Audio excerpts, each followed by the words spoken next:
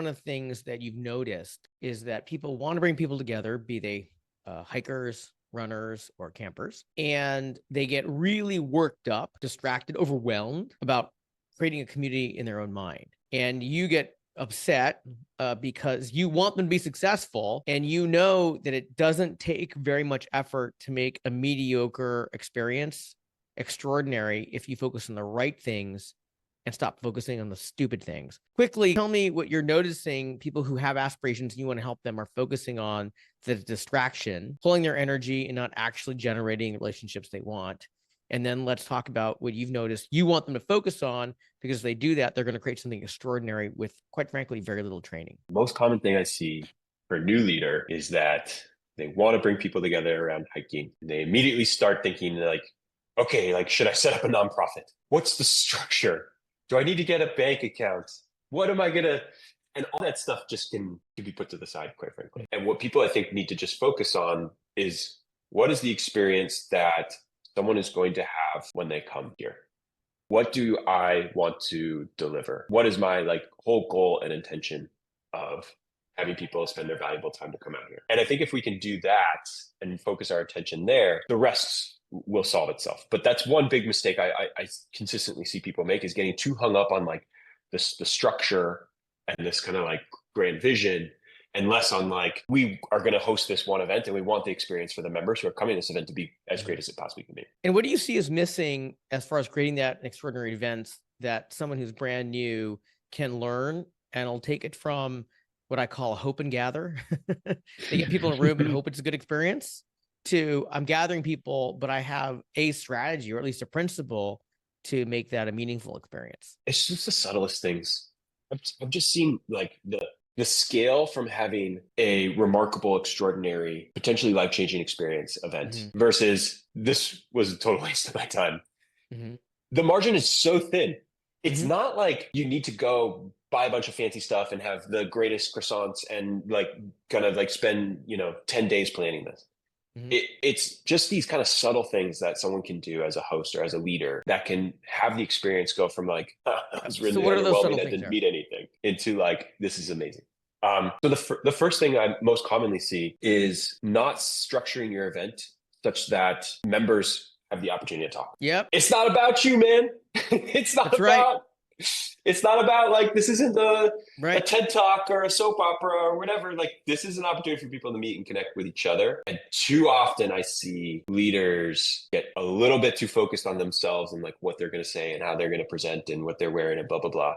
And less on how am I going to connect all these people. Super simple example. I mean, a lightweight icebreaker, a very quick, hey, Charles, we're so glad you're here. Could you just quickly introduce yourself by saying your name and maybe one thing that you're hoping to get out of today. And now you have the opportunity to speak and be heard. And that's such a big difference than me saying, we're all here for this and we're all going to do that. And I just keep talking. And then no one has the opportunity to connect with. Yeah. I love that you named that. I've noticed that people who are untrained worry about entertaining their guests instead of giving their guests what the guests came for, which was a chance to meet the other people connected by this value. And that can be camping. And so I love that you're calling that out, that you get to teach them, look, people want to come meet the other campers, give them a chance to do that. And then you also mentioned, give them, you said an icebreaker, I would call it a prompt, which is what to hope to get out of it. And I don't know if you took that from my work or you just intuitively got that. You put an emotion in the prompt. You didn't say, give us some data about what you do or what you will do. What you hope to accomplish is very subtly prompting, I want you to talk about feelings. But you didn't say, I want to talk about feelings. You said, I want you to talk about what you hope to get out of it.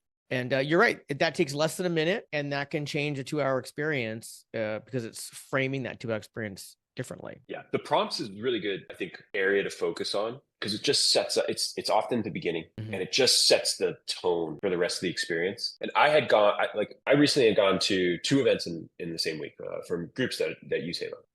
The first was a trail run, and it was a small group of people, maybe 6 or 8, right? Very early in the morning. And we get together and everyone's kind of pretty cold. It's still dark out. And there's a little bit of a huddle around. It's my first time going. I didn't really know anybody.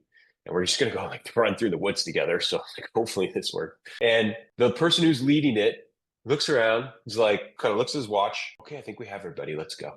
But guess what happens? Everyone starts running quietly by themselves in a single file Right. line. I went to another event. It was a roller skating event, Mhm. and it was led by this woman named Jen. And Jen is a young, phenomenal leader, and she, kind of shared a few different announcements of things that were happening in the community. And then she structured an activity that I thought was really genius. She called it rock, paper, scissors.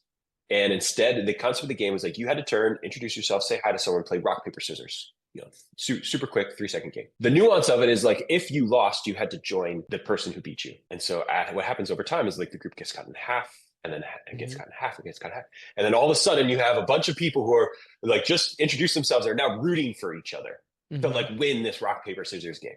And it was like that event was structured, just the whole thing was fun. Like that fun just permeated through it. Everyone's talking after that, and we're going out and pursuing the activity, and there's all this kind of social communication and chatter happening and fun and high fives, and like we've broken the barrier. And those two subtle things from like no prompt, like let's go run, Right. to even something as simple as like playing a kind of like a simple child's game, can just make the world of a difference for the event itself. I want to highlight something that you referenced, but you didn't call it out, that somebody invited other people to run with them. And those people brought shoes to run with other people. Let me go over that again. They brought their shoes to run with other people. And then the host gave them no time to even learn the names of the people who also showed up to run with other people, right? They totally lost what are your people coming for? Everybody with shoes can run. They can run from their front door. They can find a beach. They can park their car and run. Your people went to the platform, found the time, scheduled to be there on time, wore their shoes to be at that place on time, found you, a stranger. Guess what? They want to meet the other runners. Totally. Right? And we unfortunately have to train. Look, man, when other people, do the research, schedule their lives, show up and find you, the good experience is honoring the fact that they want to meet someone. And in my work, for the purpose of training, I say you have to deliver 3 promises.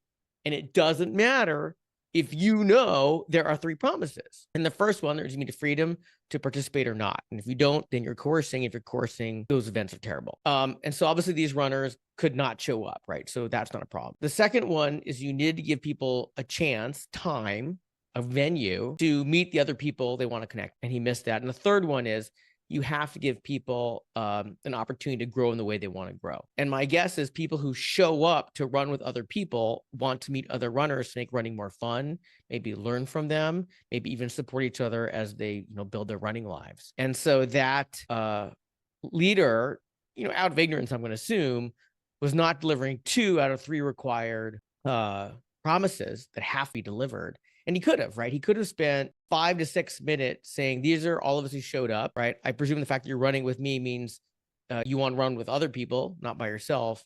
Before we go around, let's share names. And I'd love to hear what it is that inspired you to run with us today. And someone might say, I've just beat cancer. I'm not feeling strong. I know I need to get out more. I know that if there are friends waiting for me to run with them, I'm going to put on my shoes.